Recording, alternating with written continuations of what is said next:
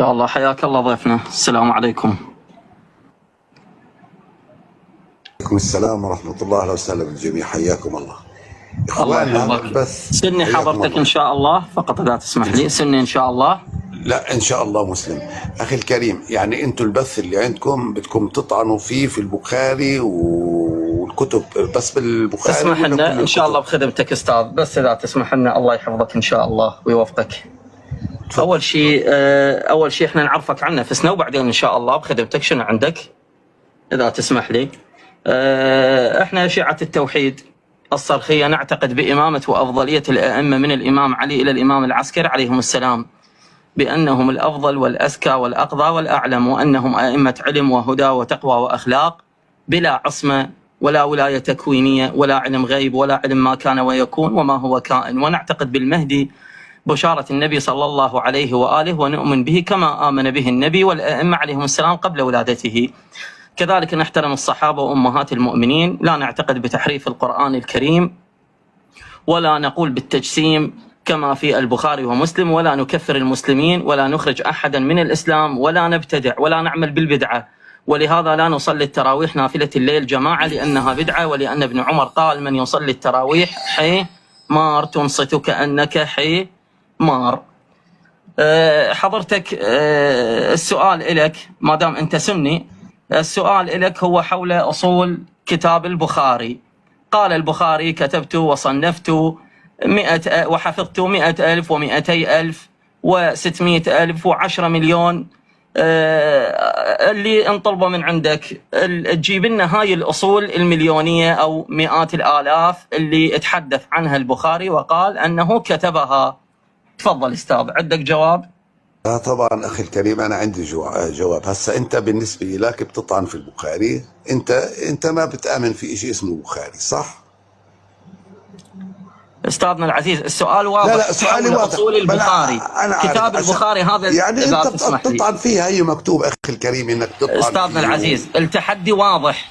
كتاب البخاري الان اللي موجود، هذا الكتاب البخاري اللي الان موجود بين ايدينا، هذا اللي موجود عندنا جميعا، هذا الكتاب البخاري قال انه صنف هذا الكتاب من 600,000 وكتبه من 10 مليون. والآن المصادر موجودة عندي، إذا تحب أعرضها عليك. يعني مثلا أذكر لك المصدر. لا إذا تسمح لي محمد، لا ما تغلب حالك، ما حتى تغلب أوضح حالك. لك، لربما تكون القضية غير واضحة عندك. لا توضح ليش حبيبي أبو حميد، ما توضح لي. تفضل بخدمتك. أنا بالنسبة لي أخي الكريم، أنا بالنسبة لي شايف هاي الكتب اللي بتتكلم عنها؟ نعم. أنا بفرنك ما بشتريها. حلو؟ نعم. أي واحد، مش بس بهدول، كمان في كتبك. اسمح لي عشان أكون منصف. أخي الكريم محمد، أنت كيف عرفت إنه في نبي اسمه محمد صلى الله عليه وآله وسلم؟ عليه الصلاة والسلام.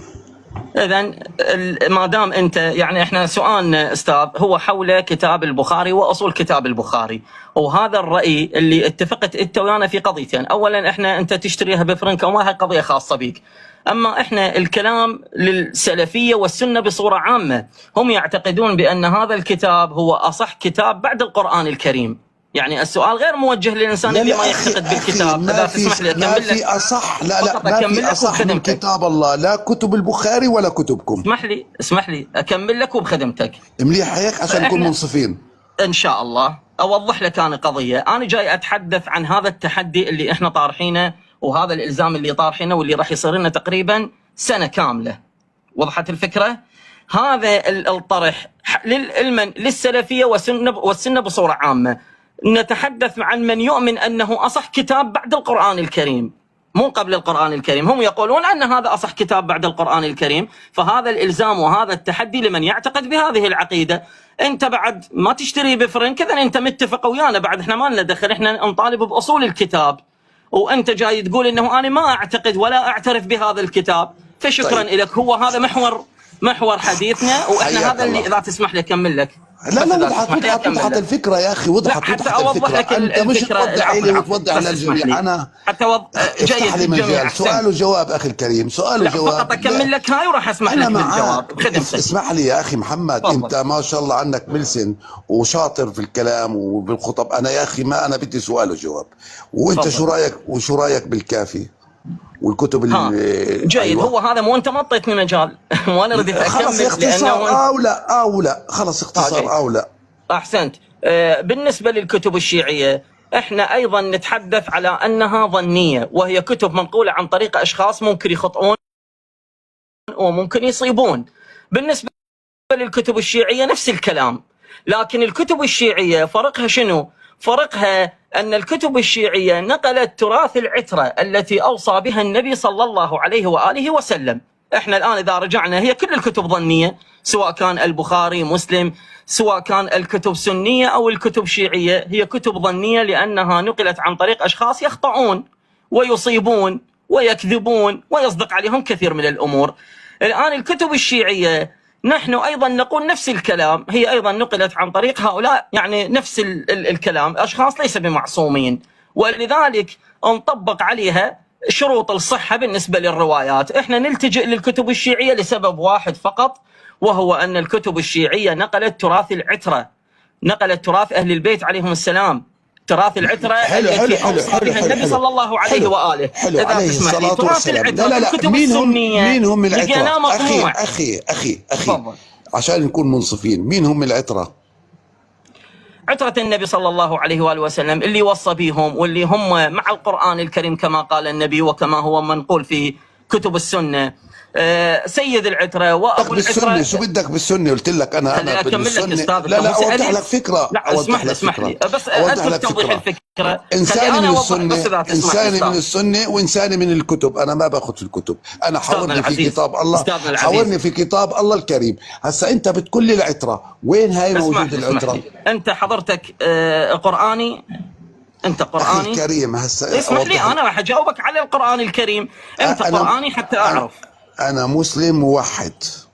أنت مسلم موحد، زين. أنت أيوة. قلت أنا ما أعتقد بالبخاري وما أعتقد بهاي الكتب كلها وما أشتريها بفرنك. إذا أنت تعتقد فقط بالقرآن، إذا أنت قرآني صح لو لا؟ حتى أعرف شلون أحاورك، أنت مو تريد تعرفني أنا شنو مبدئي حتى تحاورني، أنا هم أحب أعرفك حتى أعرف شلون أحاورك. أنا على منهج النبي محمد عليه الصلاة والسلام. أستاذنا العزيز كلنا إن شاء الله على منهج النبي. منهج النبي هو الوصية بالكتاب والعترة. هل أنت على منهج النبي؟ النبي يوصي بالعترة، عترته الطاهرين، وسيد العترة وأول مصداق للعترة. اسمح لي، أول مصداق للعترة هو سيد العترة الإمام علي، وهاي القضية واضحة عندكم. وأبو العترة الإمام علي. اسمح لي خليني أكمل لك. لا أنت ما بتتكلم مع سني أخي. مين هو العلي؟ مين هو علي ومين هو عمر؟ إذا أنت مو سني.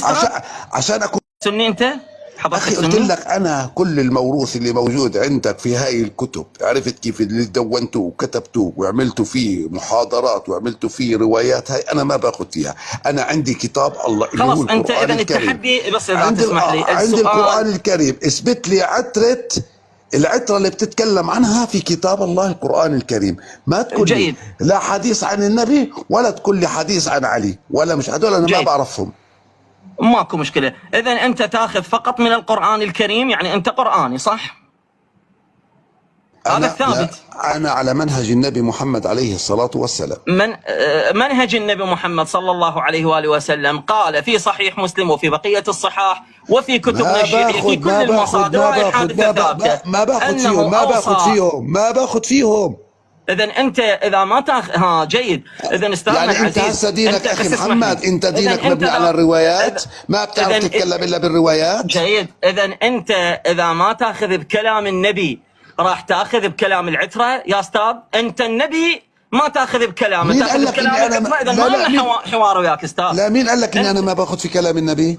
عجيب. انت قلت الكتب الشيعيه والسنيه ما اشتريها بفرنك، واحكي لي بس من القران. حدد موقفك انت، لو تاخذ من النبي لو ما تاخذ. هسه ما عرفت انا شنو. انا اوضح لك الفكره. الله سبحانه وتعالى بعث النبي. لا استاذنا العزيز الله لا اوضح لك الفكره عشان نكون منصفين. استاذ يزيد الله يحفظك ان شاء الله، حتى تكون انسان منصف وحتى تكون انسان تناقش بعلم، نريد من عندك قضيه واحده تحدد لنا. انت تاخذ بالروايات وتاخذ من النبي، لو انت قراني ما تاخذ بالحديث، حتى اعرف شلون اناقشك، والا انت ماكو نقاش وياك. يعني ما اعرف، لانه لحد الان انت ما مثبت موقفك شنو. تفضل افتح الكتم وتكلم. اخي محمد، إذا أنا بدي أتكلم أنا وياك بموضوع الروايات في مجال كتير تفتح مليون ألف باب. هسا أنا كلامي واضح. أنا بالنسبة لي أنا مسلم بآمن في الله وبآمن بالرسل والملائكة والكتب وباليوم الآخر وبالقدر بخيره وشره. واحد. اثنين، أنا إنسان مسلم لا بقتل ولا بسرق ولا بجني وببر في الوالدين وبحافظ على الجار. هذا أنا منهج. أما إذا أنت منهجك بدك تأخذ أشخاص قبل 1400 سنة ماتوا، أنا ما بيعنيني. إذا أنت بدك تبني دين على هذا الفكر أنت حر، أنا هذا منهجي. نعم، أحسنت، الله يبارك فيك. هذا منهجك، هو إحنا اللي نتحدث به. إحنا أيضا لا نكفر أحد، وهذا الكلام كررناه أكثر من مرة، ولا نخرج أحد من الإسلام، وكل إنسان إلى الخيار، لا إكراه في الدين. لكن يا أستاذنا العزيز، عندما نتحدث عن قضية التاريخ ونحقق في التاريخ، لأنه نفس السبب اللي أنت الآن ذكرته، لأنه البعض يخرج البعض الآخر بسبب التاريخ، ولأنه البعض يكفر البعض الآخر بسبب رواية موجودة في كتاب صار له 1400 سنة، وهذا موجود أنت الآن جاي تلاحظه. بسبب روايات التكفير وبسبب روايات إخراج المسلمين من الإسلام نحن حققنا في التراث. وهذا ما قاله سماحة السيد الأستاذ الصرخي، إذا تسمح لي، هذا ما قاله سماحة السيد الأستاذ الصرخي. يا أخي اسمح لي أستاذ، الصرخي إذا الصرخي بده يوصل رسالة صحيحة وبده يوصل رسالة إنه يجمع الأمة، يبعد عن موضوع التاريخ والموجود اللي انتم في كتبكم استاذنا العزيز. نعم. اذا بده يتبع هاي الامور اللي بتتكلم عنها، انتم كماتكم نفس الفيلم، ما استفدنا منكم اي شيء. احسنت، الله يبارك بك. اذا انت الان متفق ويانا، لكن البحث بالكتب وبالتاريخ هاي القضيه بس اريدك تركز وياي بيها. البحث في الكتب وفي التاريخ هو لغرض محاربة هذه الأفكار، أفكار التطرف وأفكار التكفير وأفكار إخراج الناس من الإسلام. يا أستاذ، هذا التكفير وهذا التطرف وهذا الكلام هذا موجود في الكتب، في بطون الكتب اللي أنت الآن تتحدث عنها، وموجود في التاريخ. الآن يرتبون آثار على حوادث تاريخية قبل 1400 عام، وإحنا الآن اللي نتحدث عنه، هذا اللي نتحدث عنه الآن. هذا الكلام وهذا النقاش العلمي لهذه بس إذا تسمح لي خليك. لا وصلت هذا نقاش الأستاذ، بس إذا تسمح لي، نقاش الأستاذ للتاريخ هو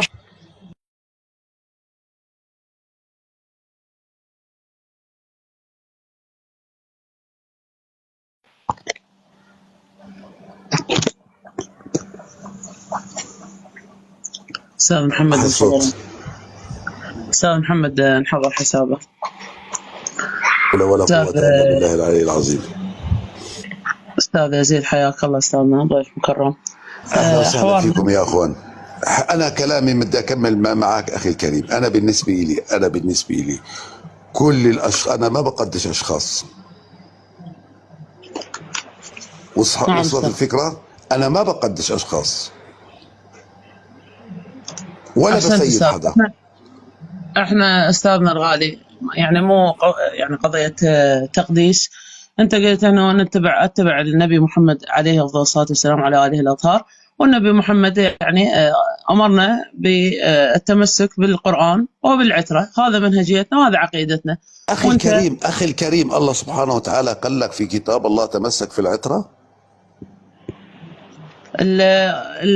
الله سبحانه وتعالى قال لي في كتابه المحكم: أطيعوا الله وأطيعوا الرسول. وطاعتنا لله وطاعتنا للرسول بأقوال الرسول، والرسول صلى الله عليه وسلم في العترة أنا أمرنا بالتمسك بالقرآن والعترة، وهي عقيدتنا. وأنت عقيدتك يا أخي الكريم أنت بتقول إني أنا هاي الكتب وهاي الروايات أنا فيها عليها أشياء كثيرة وفيها عليها أمور كثيرة. طب أنا شو بدي بهاي الروايات؟ وليش اخذ فيها؟ انت بتقول لي العتره، انو عتره؟ انا شو لي في العتره؟ هذول كلهم ماتوا، انا شو بدي فيهم؟ النبي مات. الاستاذ ضيفنا المكرم ركز معي الان، ما نريد كلام انشائي. جاوب، هل انت تصلي او لا؟ الفرائض هل انت تصليها لو لا استاذنا؟ اصلي الفرائض؟ طيب حلو، ما دام وصلنا للفرائض حياك الله، انا بتحاور انا وياك بموضوع الفرائض. انا مش اريد من عندك جواب بصراحه بدون لف ولا دوران. لا انا لا بلف ولا بدور. هسه لو جينا قلنا لك كيفيه الصلاه وعدد الركعات من كتاب الله من القران، بتعطيني؟ وش اعطيك استاذ؟ تعطيني كيفيه وانا الصلاه سؤالنا ما هو انا سؤالنا بدي انك هل اوضح لك. تصلي او لا بدون ما لف انا ولا بدي دوران. ما هو بدون لف ولا دور، انا بدي اوضح لك كل كلامي. هسا احنا لو جينا نصلي على نفس ما فيه كتاب الله، كيفيه الصلاه من كتاب الله